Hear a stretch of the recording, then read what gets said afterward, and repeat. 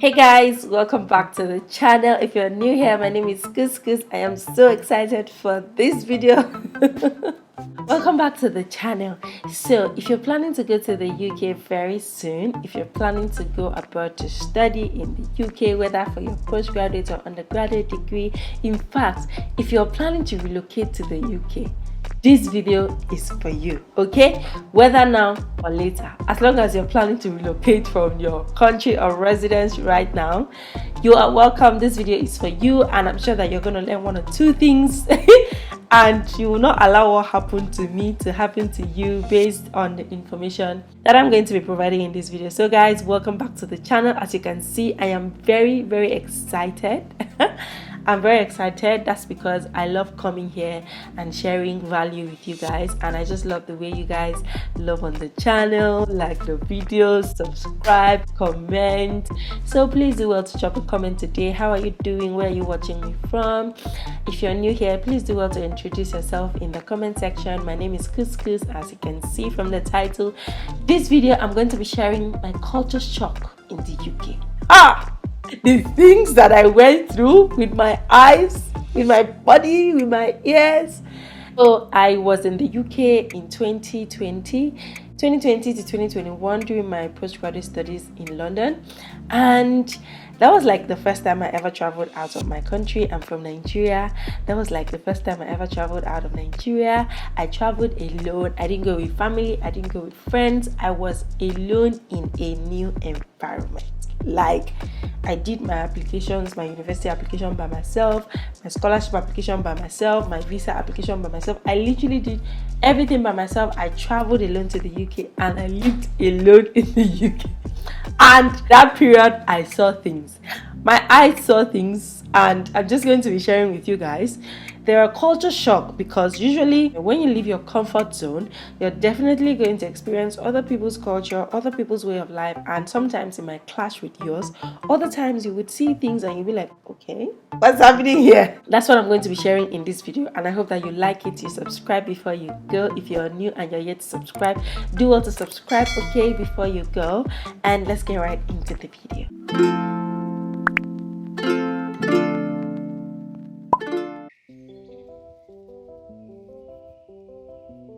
Now, one culture shock I had was the fact that on the road, drivers, motorists, cyclists, they respect zebra crossing. So literally in the UK, if you're on the road and you're a pedestrian and you get to a zebra crossing, cars will stop for you to pass. My people, they will stop, and you can majestically, you can even dance there and they won't horn, they won't do anything, they will just wait for you to pass, because that's literally for pedestrians. Don't try it in Nigeria, where I come from. Even when I'm driving and I want to stop at a zebra crossing, other motorists will just be looking at me like, is this one okay? Is she normal? In Nigeria, if you must cross the road, it is at your own risk. You have to be very careful and ensure that no car is coming, because no car is gonna stop for you. Ain't nobody got time for that. Everybody is always in a haste in this country. We are always moving, no stopping. In fact, if you try to cross the road when a car is coming, the way they will horn at you, boom, boom, boom, boom. In Nigeria, they don't respect zebra crossing. It's very inconsiderate to pedestrians, because people have to be running to cross the road just so that a motorist does not hit you. And I feel like I'm passing this information to you guys. If you're a driver, please start observing zebra crossing. It's not going to take so much of your time. He's not going to make you stop being who you are. He's not going to make you stop being a sir or a ma. Just respect zebra crossing for the sake of pedestrians, please and please. Let's talk about car horns. When I went to the UK, you can literally walk through the road for 30 minutes and you won't hear any car horn. If you're watching me and you're from Nigeria, I know that you cannot relate. In Nigeria, where I am from, guys, we literally horn for nothing. Just so that if you're leaving your house, you probably horn just to drive out of your gate. If just to turn, we horn for every single thing. If there's traffic and you know that the traffic light is red and people are stopping, you will see motorists horning at people. Excuse me, do you think I don't want to go to my destination? Why do you think I'm stopping here if there's nothing obstructing me? We horn for every single thing, okay? which I feel like it's just unnecessary. It's unnecessary. You know, when I was in driving school, they just told me that you only horn to alert another driver in case of danger. When it seems like the other person is not seeing you, that's when you horn to, you know, alert other motorists or other road users that you are there. But no, my people, in this country, we don't obey that rule because we literally horn for everything. And I feel like it's a nuisance. I'm sure that people who live in Nigeria for so long, when they go abroad, they will start horning and then they realize that they'll be looking at you like, are you okay? Because they don't horn there. Do you know why they don't horn? Because everybody obeys traffic rules. Nobody drives rough. Nobody disobeys traffic rules, because if you disobey, you're going to pay a lot of fine. So everybody respects themselves, drives properly, not too fast. No, you don't exceed speed limit, and there's absolutely no need to horn. Exactly, no need to horn. Because we use our eyes very well. You observe a car is coming. If it's a zebra crossing, the car will stop. Pedestrian will pass. You know, there's no need to horn. And it's if you live in Nigeria and you go abroad, it's going to be a culture shock to you, because it was a shock to me that you literally can walk on the road and you will not hear any horn at all. And then if you live in the UK and you come to Nigeria, it's going to be a culture shock for you, because you're going to be hearing boom boom boom boom boom on the road, and you'll be like, it's so loud. Now, another thing that I'm just going to quickly mention is the fact that majority people drank tap water in the UK. So usually in Nigeria, I hardly drink tap water. I drink tap water when I go to my parents' house because it's borehole and I know that the water is very, very clean. However, when I lived in Lagos, they don't have good water in Lagos. Even Abuja, we have better water in Abuja, but not as, not as clean. So we usually I don't drink tap water, and majority of the people in Nigeria don't drink tap water. You either drink sachet water or table water, bottled water like this. But when I got to the UK, I quarantined, so my school gave me like a pack of bottled water, and when it finished, I was expecting them to give me another pack. I didn't see it coming. I called them like, my water is finished, and they're like, okay, you can drink tap water. I'm like, you say that again? They say you can drink tap water, which we all drink tap water. I'm like, okay. It took me some time. In fact, I kept on buying water for like 3 months. And then I was spending money on water. People are just drinking tap water. All they just did was buy a jug to filter, and then they drink. And they were not falling sick. Nothing happened. Everybody literally drank tap water. So I started drinking tap water. I started drinking tap water in the UK, although it took me some time to just realize that, okay, it was okay to drink tap water.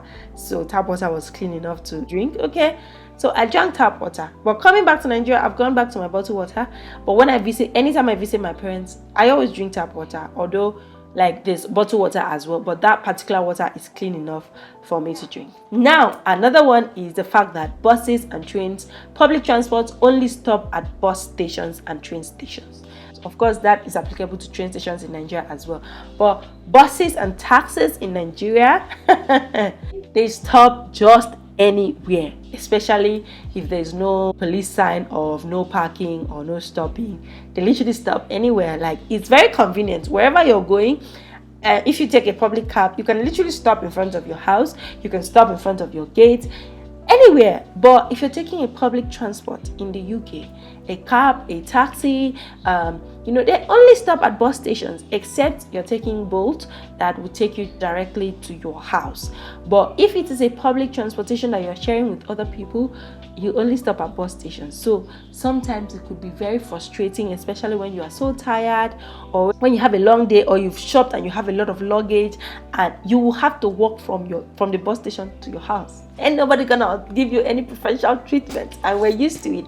Although at the beginning it was very difficult for me to process. I'm like, so I have to be trekking 10 minutes every single time I go anywhere. The train station I stop, I trek to my house. The bus station I stop, I trek to my house. You don't mean it. It used to be very stressful for me at the beginning, but over time I got used to it, and it was fun. The trekking was fun, and I used it as exercise to keep fit and all. So yeah, but if you come to Nigeria, you will not really have to trek so much, because first of all, the sun is not favorable for trekking. It's gonna be scorching hot, so you can't really trek that much, except it's at night, in the evenings. One major culture shock I had, I know I still have it. I know that even if I go to the UK today, I'll still have that culture shock. Is the fact that UK is left-hand drive. So Nigeria is right-hand drive. Our steering is on the left side of the car because it is a right-hand drive. You get the puzzle now. But when I got to UK, it was left-hand drive. I knew that UK was left-hand drive, but knowing is different from experiencing it. Almost till I left the UK 1 year, 6 months later, I was still struggling with understanding the left-hand drive, especially when I had to cross the road. I used to look down every time I wanted to cross the road to see what they say. They'll either say look left or look right, depending on the side of road you're standing. And most times I had to look down to know which side I must look to cross, because I was never used to that left-hand drive. So because UK is left-hand drive, their steering is on the right side of the car. In fact, as I'm saying it already, I'm still confused. It will take me a long time when I am in the UK to even start driving, because is it that I don't understand how to cross the road? I don't come and understand how to navigate driving. But when you stay there over time, you get used to it. But guys, I wasn't really used to that fact. I wasn't used to it. It was so confusing that most of the time I look down to cross. Every time I have to remind myself that, come on, look left, not right. Look, it was like very opposite for me. So in Nigeria, because it's right-hand drive, if you're going, you have to be on the right. Okay? If you're coming, you have to be on the left. But in the UK, it's the other way around. If you're going, you have to be on the left. If you're coming, you have to be on the right. So the same with crossing the road, it was always very confusing. That culture shock never left. And I know that if I go back to the UK to still be there, I would need like a very long time to settle in and understand and probably start driving before I'll really get used to this whole left-hand drive thing. One thing that I really admired about UK was the fact that there were so many people riding bicycles, bike riders, and that was because there were bike lanes on their road. So their roads are properly marked such that they are bike lanes. Anywhere you go, you would see bike lanes. So lots of people had to ride their bikes, and it was very encouraging. Riding bikes is like exercising. You keep fit in the process, and it will take you to your destination. Well, many Nigerian roads do not have bike lanes. You can't even carry your bicycle to the highway because these cars drive very fast, and ain't nobody got time for you. Carry your bicycle into the streets, the lonely streets. You cannot ride your bicycle on the highway in Nigeria because, oh my God, there are very high chances that there will be accidents. But in the UK, because there are bike lanes, designated lanes for bicycles, it makes it very easy to ride bikes. And I really, really enjoyed that part. I used to rent some Santana bike to ride sometimes, and it was fun. It helps you get to know your city, understand just know your city, know your environment, sightseeing and all. It was nice. I think you should do it when you go to the UK, or if you're currently in the UK watching me right now, you should do it. It's really fun. Now, one thing that was a culture shock to me as much as a disturbance was the fact that people smoke a lot in the UK. I'm not judging anybody. Obviously, the weather is very cold. But the thing is, I came from a place where I wasn't so used to seeing people smoke so much like that. In Nigeria, most times people just smoke in maybe clubs, lounges, and maybe in their houses, but you'll not really see lots of people walking on the road and smoking. However, it was a culture shock to me in the UK when literally everybody smokes on the road, and I could understand why. That's because most of the places in UK you cannot smoke indoors, so you could only smoke outdoors. So that's why a lot of people were smoking on the streets, and it used to be a worry to me because I don't like inhaling the smoke. It makes me choke, but I had to get used to it. Okay, so if you don't like smoking, I'm sorry, they're gonna be smoking in the streets and you have to get used to it. But the good thing is they don't smoke indoors, so once you are indoors you are fine. Okay, but once you are outdoors, get ready to get a lot of people smoking in front of you, behind you, beside you, left, right, center. Yeah, that's just it, and it was really a culture shock to me. I noticed that so many people in the UK, they like pets a lot, and their pets are like their babies, their kids, their child. Some of them don't even have kids, they just want to be with their pets. And yes, we love pets in Nigeria, but not like human beings. I don't even like pets like that. But when I got to the UK and I saw so many people, oh my God, I had a colleague in class who used to talk about her dogs so adorably. She'll tell you, oh my God, she when I was going, she missed me, I spoke to her this morning. In fact, so many times we had to entertain pets in our classes because while we're attending virtual classes, you see people's pets on the screen and they'll just be there, and the lecturer will have to pause and say, "Oh my god, is that your dog? What is the name of your dog?" I'm like, okay. Okay. But I got used to it. I started liking pets now, I started liking pets. Thank you so much, guys, for watching this video. I'm just going to share one last point that I observed, and it was a culture shock to me. And please do well to share your own experience. What was a culture shock to you in the UK? What is the most shocking shock you have heard in this video? And which one do you think you will easily adapt to? Which one do you think will still be a shock to you even when you go to the UK and stay for a while? Let me know your experience in the comment section. And one last thing I have to say is, people are really polite in the UK. Very polite, and I'm going to use these two issues in the same example: politeness and subtle aggression. People can just be so unnecessarily nice sometimes, and you're like, okay. People don't tell you exactly how they feel. They're always so unnecessarily diplomatic. So somebody can be upset with you, especially the Brits. They can be upset with you and they don't tell you. They're just still smiling at you. So it could be very confusing. You don't know if they are literally just being very nice and polite to you because they are nice people, or you're not even sure if the person is just trying to avoid you or just trying to dismiss you by just being unnecessarily nice. And well, I observed that, and sometimes it could be very confusing. I feel like as much as you should be nice to people, if somebody offends you, please say it so that the person can apologize. If you're not comfortable about something, you should say it as well, and not trying to be so diplomatic, so nice. Sometimes even subtle aggressiveness, just, I don't know how, I don't want to say so much about it, but I just noticed that, back in Nigeria, people can be nice to you, but if you do something wrong, they will tell you in a nice way, "Oh, I didn't like the way you did this. I don't think you should do that. This is not allowed in this place." But in the UK, you can just be doing something. Maybe you don't know that you're not supposed to do that here, and they'll just be looking at you and smiling. And you'll be like, okay, you'll not even know if you're doing something wrong or if you're doing something right. So that's another thing that I tried to understand, why somebody cannot just walk up to me and say, "Oh, you're not supposed to do this here. Oh, this is not allowed here. Oh, I didn't like the way you spoke to me earlier." They just feel like everything's fine. "Oh, it's fine, it's fine." If you even apologize, "Oh, it's fine, it's fine. Oh, that's okay, that's all right." Anyways, be kind to people, be kind to yourself, be nice.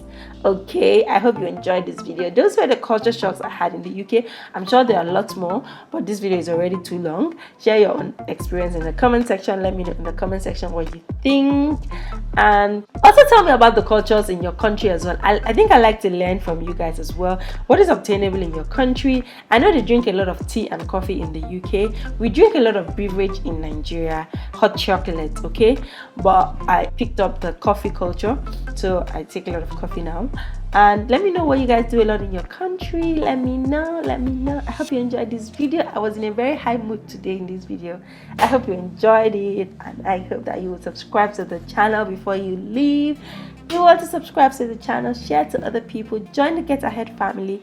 If you need any of my personal services, please check the description box. You'll see the link to my consulting page. I can review your personal statements. I can guide you for your applications to UK universities. I can guide you for anything that you need that I know that I have the information. I can guide you, and if I don't, I would refer you to people who know how to do that. So book a consultation with me in the link to the description box, and there's a link to book an accommodation in the UK if you're looking for accommodation, especially students accommodation, comfortable ones you can find really reasonable prices in the link to the description box. If you want to open an e-bank account, Revolut bank account is there's a link to the description box. If you need a part-time job, I have a link in the description box. I got you guys covered. That's so many things for you. All you need to do is visit the description box and you will be sorted. I love you. I want to make your life easy. I try to simplify your life. I try to share my mistakes so that you don't repeat the same mistakes that I made. I try to give you information ahead of time so that you know what you're getting yourself into. And I made lots of videos too about visa application, funding, life as a student in the UK, getting part-time jobs in the UK, high-paying jobs in the UK. lots of videos. The channel is a one-stop shop for you. Come on, get in there, join the family, join us, like, subscribe, share this video, share this channel, and let me know what you think about this video in the comment section. Till I come your way in my next video. Bye bye. Bye bye. I'll catch you guys in my next video.